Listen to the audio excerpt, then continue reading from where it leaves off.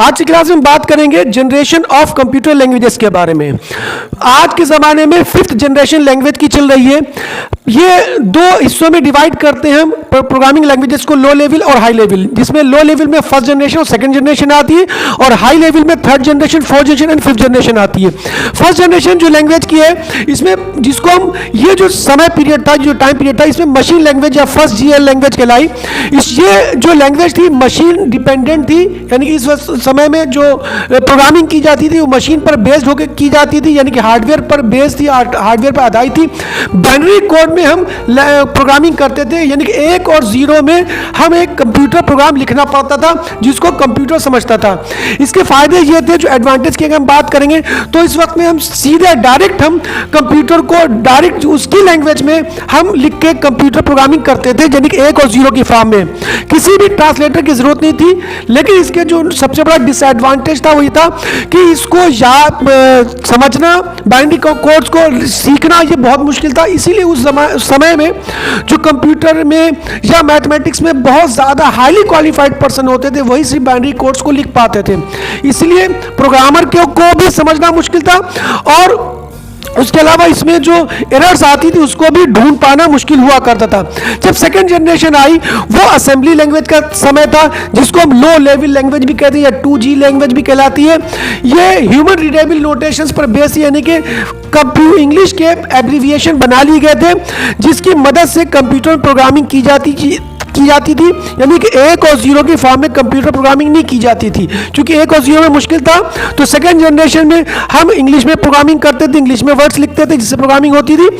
इसमें असेंबलर की जरूरत पड़ती थी। असेंबलर क्या करता था कि जिसके द्वारा कंप्यूटर में प्रोग्राम लिखते थे, ये खास कोड होते थे जिसमें हम इंस्ट्रक्शन लिखा करते थे और वो असेंबलर के द्वारा वो कंप्यूटर में कन्वर्ट किए जाते थे, कंप्यूटर लैंग्वेज में कन्वर्ट होते, तब जाके वो लैंग्वेज हमारी प्रोग्रामिंग की हो पाती थी। तो ये लो लेवल लैंग्वेज थी। इसमें एडवांटेज ये थे कि इसको आसान था मशीन लैंग्वेज के मुकाबले सीखना। दूसरी बात यह कि इसको मॉडिफाई आसानी से कर सकते थे और तीसरी बात यह थी कि इसको आसानी से करेक्ट कर सकते थे। अगर कोई गलती होती तो आसानी से ढूंढ कर इसको सही कर सकते थे। लेकिन इसमें जो डिसएडवांटेज था, यानी कि इसका जो नुकसान था वो ये था कि इसमें असेंबलर की जरूरत पड़ती थी। बगैर असेंबलर के हम कंप्यूटर प्रोग्रामिंग नहीं कर सकते थे। दूसरी बात यह है कि इसमें जो कंप्यूटर की कोडिंग होती थी वो मशीन डिपेंडेंट थी, यानी कि हर अलग कंप्यूटर पर अलग लैंग्वेज हमको अलग कोडिंग लिखना पड़ती थी, यानी कि उस कंप्यूटर के पार्ट्स के हिसाब से हम कोडिंग डिजाइन करते थे, लिखते थे, जो असेंबलर के द्वारा जो कन्वर्ट की जाती थी। 3rd जनरेशन जब आई तो ये हमारी प्रोसीजरल लैंग्वेज थी, यानी कि प्रोसीजर लिखे जाते थे, बहुत आसान था, ह्यूमन अंडरस्टैंडेबल फॉर्म में थी, यानी कि आसानी से कोई भी इंसान इस कम पढ़ा लिखा भी, यानी कम मैथमेटिक्स जानने वाला भी इसकी प्रोग्रामिंग कर सकता था। इसके इंस्ट्रक्शन को लिखना आसान था, ये इसीलिए हाई लेवल लैंग्वेज थी। इसमें प्रोग्राम को ट्रांसलेट करने के लिए ट्रांसलेटर जो प्रोग्राम थे वो हमें इंटरप्रेटर और कंपाइलर की जरूरत पड़ती थी, यानी कि हम कोई भी प्रोग्राम जब इंग्लिश में लिखते थे तो कंपाइलर या इंटरप्रेटर की मदद से वो मशीन लैंग्वेज में कन्वर्ट कर दिया जाता था। उस वक्त की जो लैंग्वेज है वो सी, पास्कल, फोर्टान, कोबोल, ये हमारी हाई लेवल की लैंग्वेज कहलाती है, 3rd जनरेशन की लैंग्वेज कहलाती है। इसके अगर एडवांटेज की हम बात करें तो इसका सबसे बड़ा एडवांटेज ये था कि पिछली 2 लैंग्वेज के मुकाबले में ये बहुत आसान था। इसमें इंग्लिश के वर्ड्स इस्तेमाल होते थे जो आसानी से हम लोग समझ सकते थे और लिख सकते थे उसमें प्रोग्राम। दूसरी बात ये थी कि कम कोड लिखना पड़ते थे, जैसे पहली जो प्रोग्रामिंग लैंग्वेज थी उसमें हमें बहुत ज़्यादा कोडिंग करना पड़ती थी। तीसरी बात ये कि किसी भी कोड को, किसी प्रोग्राम को किसी भी मशीन पर या किसी भी कंप्यूटर पर कॉपी कर सकते थे, यानी किसी भी कंप्यूटर पर उसको चला सकते थे या चला सकते हैं।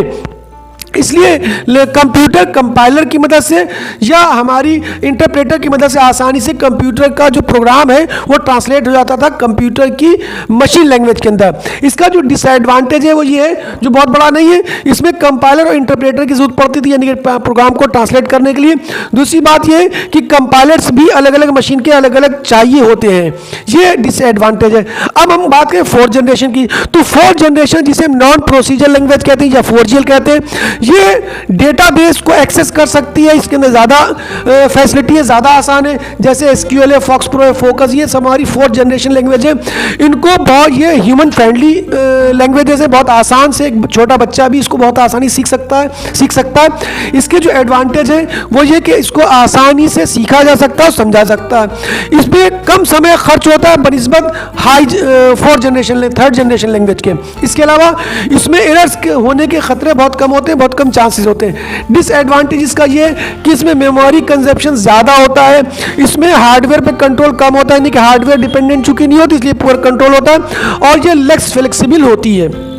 फिर ज़माना आया वो 5th जनरेशन का, यानी 5G लैंग्वेज के, जो आज के ज़माने में चल रहा है। ये बहुत एडवांस टाइम है, ये बहुत एडवांस आपका 5th जनरेशन है।